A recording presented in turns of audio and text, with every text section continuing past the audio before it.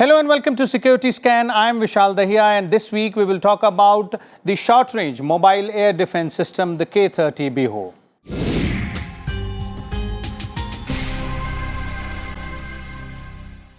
The K30 Biho, also known as Flying Tiger, is a 30 short-range mobile self-propelled anti-aircraft system. This weapon was developed by Hanwha Defense Systems to meet the operational requirements of the Republic of Korea's armed forces for a highly mobile short-range air defense system suited to the operational and terrain conditions of the Korean Peninsula.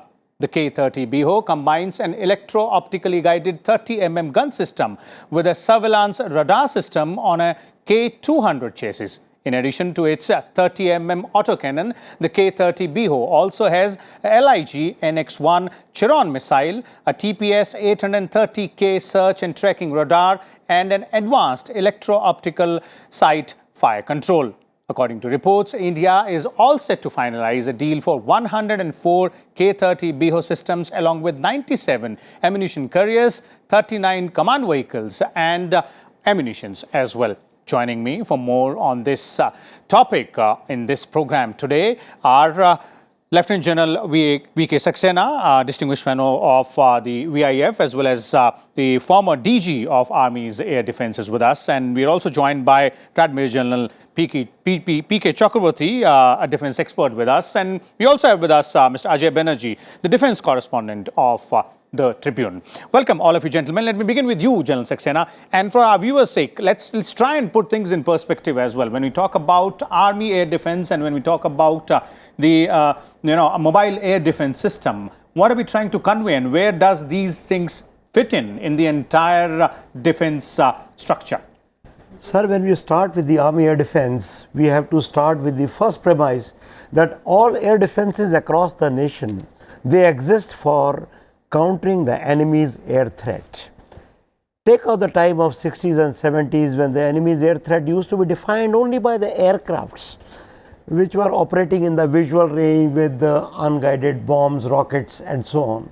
It was good enough to deploy short-range air defense guns around the vulnerable areas or vulnerable points which are called VAs and VPs, which are the areas which are required to be protected, and that was good enough. As the time progressed, the air threat got revamped and the aircrafts were joined by attack helicopters, cruise missiles, anti-radiation missiles, surface-to-surface missiles, standoff weapons, precision-guided weapons, electronic warfare equipment, soft-kill weapons. When the air threat expanded like this, multiple air threat vehicles came, the requirement for the defenders also increased. Now they needed to progress their attack, or they need to punish this target successively and seamlessly over a large distance. Means from a long range till the time it makes up to the vulnerable area, vulnerable point, it need to be punished seamlessly. Okay. For that you required an integrated family of ground-based steady weapon systems which should be deployed in layers. The innermost layer, outer layer, and outer layer. The innermost layer in this was the one which was defined by the guns and missiles which are called very short air defense system, VSHORAD for short, range about 8 to 10 kilometers. This was the innermost range around the VAs and VPs which need to be protected. The next layer around this was the layer provided by the short range missiles which are range of 20 to 30 kilometers. Okay. Thereafter there were medium range missiles in the next layer 50 to 100 kilometers and long range missiles more than 100 kilometers. Now this layered and tiered defense provided that any aircraft, any air threat vehicle coming from a long distance was possible to be punished at a long distance seamlessly and successfully. Okay. When it got combined with the command post, the communications, the net centricity, it was called the IADS or Integrated Air Defense System. Now all this was for static or semi-mobile vulnerable areas or vulnerable points. Now there is another class of vulnerabilities which are mechanized forces, tanks, infantry combat vehicles, which are grouped together with other supporting arms as combat teams, combat groups, etc. And therein you need the mobile air defense system. They require a different type of weapon systems, both short range as well as little long range. Now the short range mobile air defense protection is provided by systems called air defense, gun missile self-propelled system, ADGM SP systems. Okay. Now, in our, you must have heard of Shilka weapon system. They are based on tank chassis, or they are based on weapons which are based on high mobility vehicles. What are their characteristics? They can keep pace with the mechanized formations, number one. Secondly, they can fire, they can carry out surveillance of the targets on the move, and they can fire while they are moving. Okay, so that is where systems like K30 come into the picture. That is the place where K30 system fits the ADGM SP system. Now, in addition, you don't only require the small range 2.53 kilometer system, you require a little longer range missile. Those missiles are called quick reaction surface to air missile, QR-SAM-I. The latest QR-SAM you must have heard Bharat Electronics Limited has produced for us. Okay. So these are the type of weapons which are required for mechanized VAs and VPs, and the void which exists for them is to be addressed by systems like K30 Biho. K30 Biho. So you're quite an apt explanation, General Chakravorty. But if you look at this specific weapon system which we are talking about today, that is K30 Biho, developed by the South Korean defense major. One, what benefits it will have for the Indian Army and India's air defense system specifically? What are its characteristics if you look at it that way? See, if you look at it, firstly, as he very rightly described, shall I call the tactical battle area? You can call it also the operational battle area now.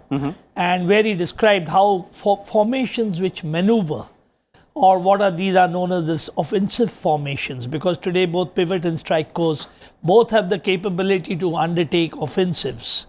And if I may put so, that now that aircrafts have also entered Pakistan airspace, and we have found that Pakistan no longer talking about the nuclear weapons, I don't see any reason why our strike element should not be now entering Pakistan if the need arises. Now, in such a case, when these mobile elements move, definitely we have also seen that Pakistan likes to react with their air elements. In such a case, as he brought out, we had the Shilkas. And Shilkas are with us right from the time, that is 1971. Almost they entered around in the 70s, if I may put it. And they did a marvelous job in the 73 Yom Kippur War. But if you take today, again, the Israelis, they don't leave a Shilka weapon system there. There you had that famous, what you call strike against the Syrians, and where you found the entire air defense systems going in. Hats off to people like General Saxena who could get the Shilkas on. But Shilkas now, as he is aware, and as all of us are aware, have spent a long time from the 70s, and we are now today in 2019. It's almost 40-45 years. They are undergoing an upgrade. He as a DG undertook this. Bharat Electronics is doing an excellent job. But it's like today, today I am 66. The best upgrades doctor can give me, I still will not certainly beat the young person on the marathon. I may be able to complete the marathon. In such an eventuality, and where you got the T-90s, which you are aware of, to keep pace with the T-90s, to give them the protection, to have the infantry combat vehicles, that is the BMP-2, to have the SP gun, which is the K9 Thunder, you require as he said, in the inner layer, as I said, you require this K30 to come in, which has got a range of about 10 kilometers. Okay. The Chiron missile, which you said, has got approximately a range of about 7 kilometers. And it should be able to produce, the most important thing, there is no stoppage. These things will keep moving. Okay. Because tanks don't halt, they maneuver. When you maneuver, what is maneuver? Maneuver means you move to a place in which the enemy keeps guessing where you are going. And in such a case, to provide for the air threat, which he described so beautifully, you require today the K30. Weapons like K30. So for close quarter protection, for maneuvers, defense maneuvers as well. Ajay, from this perspective, we look at it specifically. If we are looking at the air defense mechanism aspect, this was one area which, as both the generals have pointed out, needed a bit of a push, and that is something which we are trying to do here by bringing in these Korean weapon systems. See, the two generals have brought out very brilliantly. General Saxena has brought out the entire spectrum beautifully. I'll just add one thing. We shall see the integrated battle groups are coming up. They are being tested at the moment, and they're going for a field test probably any moment now. The dates are not being told and I'll not reveal them publicly. See, this will happen when this weapon comes in. Please understand, in the past 2-3 years, what has happened. New attack helicopters, those are the Chinooks. New those K9 Vajra guns which are tracked, which can move in the deserts with the tank formations. This is another addition to it. So that means we apprehend, or we intend, or we showcase that we are ready for a desert or a tank battle in the coming days, if the need arises. I must caveat that, if the need arises. Please understand, this will be a different battle than what a tank battle was, say, 20-30 years ago, because the ability of the attack helicopters on either side is much greater. The ability of the tracked guns, which we have bought, the K9 Vajras, is much higher, and the ability of the T-90 tanks to go around cross-country is much better, and the weapons of the T-90 tanks are much better, and the TI sights, that is the thermal imaging sights, which enable night fighting, are much of a higher caliber. So that means the battle space in the deserts and tank battles, traditionally, which have been, I would say in military terms, slower moving, will be very fast, very rapid, and guns like these will fit into it when the new IBGs are formed, Vishal. Okay, so what you're saying is that much improved are the attacking capabilities. We will also have to improve the protecting capabilities of our own equipments and the soldiers on our side as well. One interesting aspect which I would like to bring in from you, General Saxena, is the technical capability and the technical aspect as far as K30 is concerned. Because when the Indian Army was looking for it, there were two other contenders as well. So Yes. if you could give our viewers a bit of a sense as to what is it that K30 packs in, and what is it that it has extra in comparison to the other two contenders over there? Okay, K30, if you talk about, let's talk about a weapon system like K30, you can divide it into 5 verticals. You can talk about its gun, its radar, its electro-optical tracking system, and its missile. Now, I will give the virtues of all this in very, very briefly. As regards the guns, of course, there are 30mm 2 guns, a range of 3 kilometers, and a capability to fire 600 rounds per minute, which is in fact lesser than Tunguska, which is firing 850 rounds to 1000 rounds per minute in 4 barrels. It also got 2 missiles, which got the similar range. But where this weapon system scores over the other is the type of the radar. You are aware that it has got 830K, as you mentioned.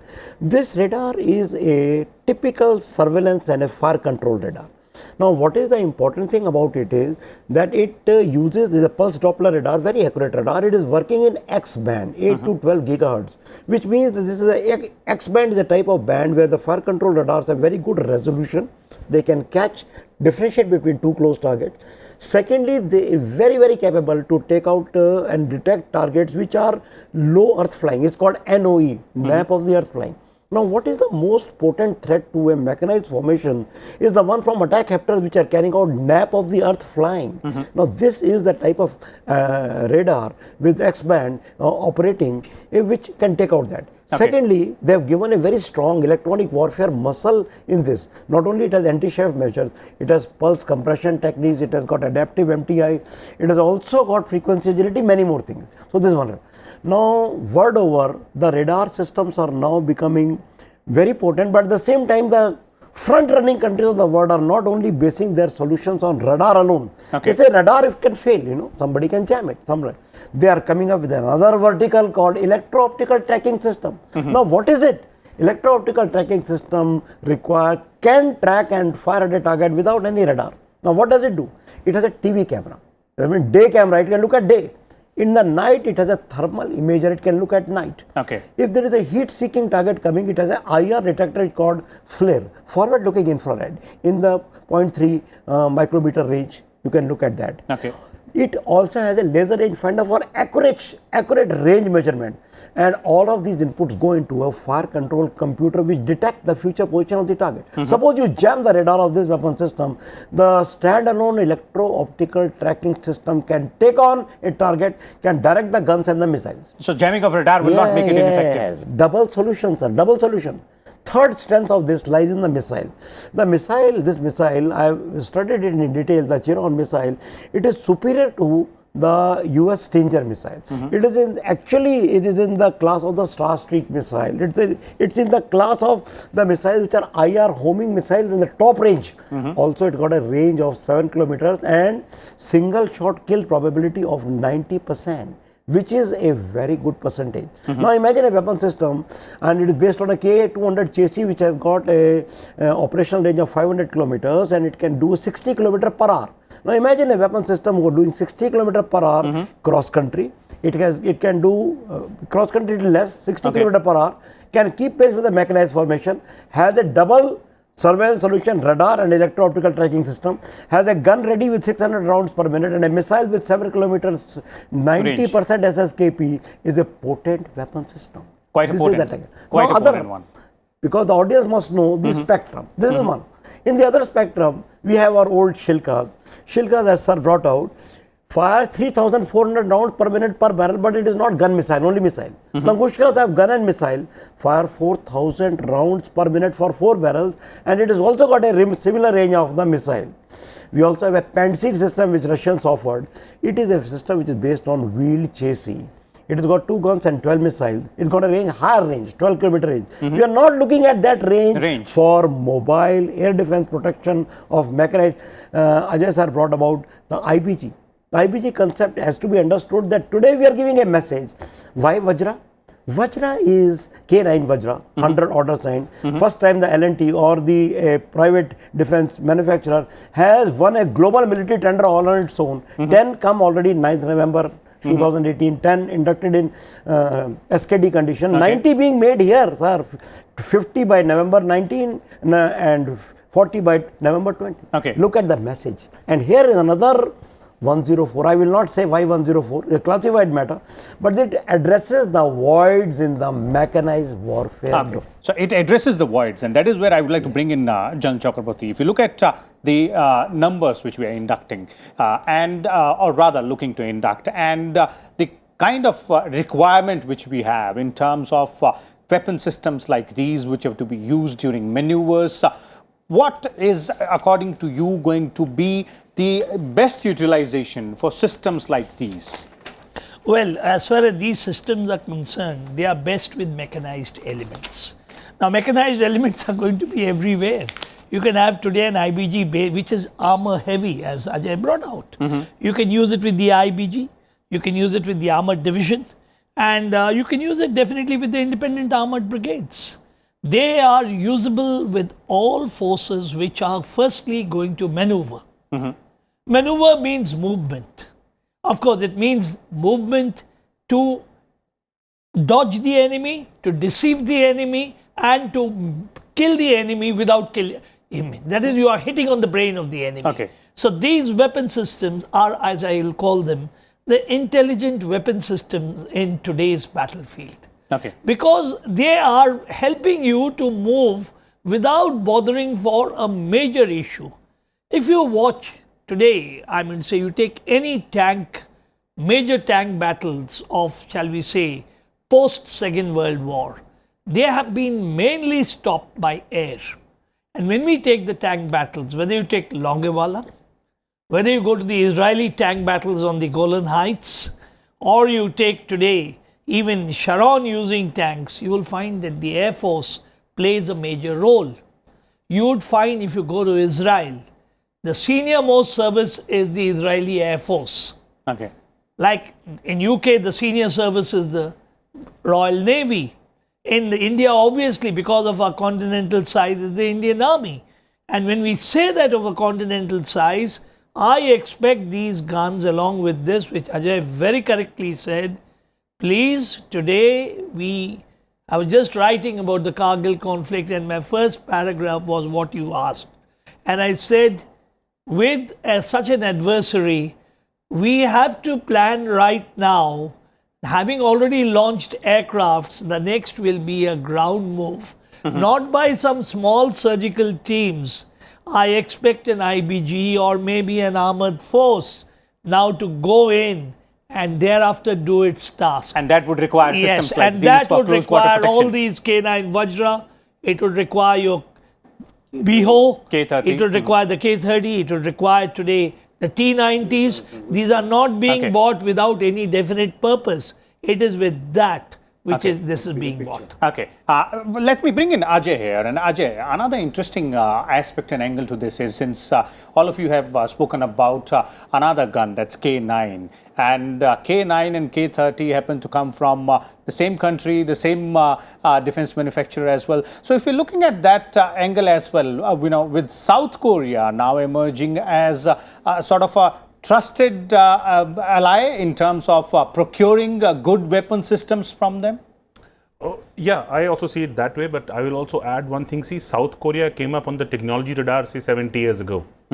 And they have grown progressively from there. They have made some good equipment. They have made good warships. They have done very good commercial shipping. They have gone very good, these tracked vehicles, tracked guns, and these tracked air defense guns. So they are doing well. So South Korea is a good supplier, a noted supplier, and South Korea will not come under pressure, supposedly under any pressure from any other country. So South Korea at the moment looks like a good supplier. Okay. And also South Korea is ready to have a tie-up in India, like the Hanwha Techwin, the company which has made these guns, also had a tie-up for the L&T to make those K9 Vajra. But Vishal, I'll take a minute of yours to add something for your viewers.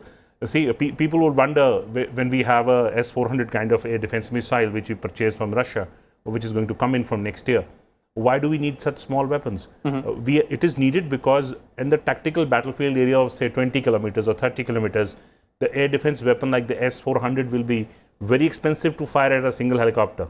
That is needed for bigger targets or tactical targets or major strategic targets. This is for these kind of localized air defense guns, or the air defense mechanisms of the missiles are largely meant for tactical area, 20-30 kilometers. So that is what I would explain, Vishal. Okay, so these are tactical weapons, and they do have their own specific significance in the battle as well, as all of you have explained. In the last round, before we bring this to an end, General Saxena, if you could draw a bigger picture for us, a larger picture with respect to the K30, the the air defense mechanism, as well as the South Korean angle. Sir, I will say the bigger picture is not only the Indo-South Korean relation, which is warming up after the Act Asia policy, Act East policy of Prime Minister Modi, 2 visits after 2015, and the visit of the President of Korea, South Korea, Mr. Moon Jae, who came in 7th to 11th July here, and the pacts were signed. We have a comprehensive economic partnership agreement. We have signed the civil nuclear cooperation deal. We also have established a defense wing in their embassy. All that is fine. Okay. Look at the bigger picture of air defense. Here now we are vamping up our mechanized forces. For what reason? They are being vamped up for the scenario of the IBG forming up, in which we have the gunners, the artillery giving in the K9, not only K9, the M77 howitzer is also coming, the Dhanush is also coming, the ATAC is also coming, overall fire support. But for the mechanized forces, K9 Vajra, but what about the air defense of the mechanized forces? Is not only just K. We have the Shilkas, Shilkas are being upgraded. I cannot tell the numbers in this forum, but they are being upgraded. Their analog radar is being changed to digital radar. Their modes of firing, electro-optical fire control system is being added. The chassis is being, the complete mobility system is being changed into that, and were fantastic. Look at the revamping in terms of the guns. A successor gun is coming, gun is getting unwrapped. There is a short-range missile. The Akash is a success story today, and more Akash are getting inducted. The QR-SAM, which I talked about in the mechanized forces, the Bell is ready with QR-SAM-I, fully tested and ready to be inducted. MR-SAM with Israel Barak system is already in the final stages of its testing and induction. The command and control system in terms of with the Air Force as the integrated air command and control system is finding its way. The air defense is being totally revamped. In that, the mechanized forces air defense in terms of the IBG are being revamped specifically. This is where the K30 finds its relevance and its place. So that is the bigger picture. Concluding comments from you, General Chakravorty. Well, I'll put it very clearly. We have to be ready for a much bigger operation, because our Western adversary is very deceitful and cannot be trusted. And a bigger operation would involve offensive operations on land, for which all these equipment would be needed. Ajay, the way forward from here? See, the way forward is because we need these multiple kind of air defense in layers. As General Saxena brought out, the MR-SAMs are like 70-80 kilometers and the QR-SAMs are shorter. And this one is even shorter. But the point here actually is that please keep in mind the enemy's missiles or offensive missiles are also getting equally deadlier. So they have to be tackled in air. If they hit a tank formation today, it will be deadly, because gone are those days when a tank Gola would come and hit and probably one tank crew will be killed, unfortunately. But in this case, if they hit today with a missile, which is a modern technology missile, it will cause wider damage, probably to 10 tanks, 20 tanks, 30 tanks. Nobody knows what will be the quantum of that missile be. So it has to be killed in air. That is the need for these air defense systems. Okay, so there it is, as our panelists have pointed out clearly about not only the Indian Army's air defense mechanism, but also about why, how the weapon systems like K30 Biho, the Flying Tiger, is required for several purposes. We'll come back again next week with a different topic and different set of guests. Till then, keep watching Rajya Sabha Television.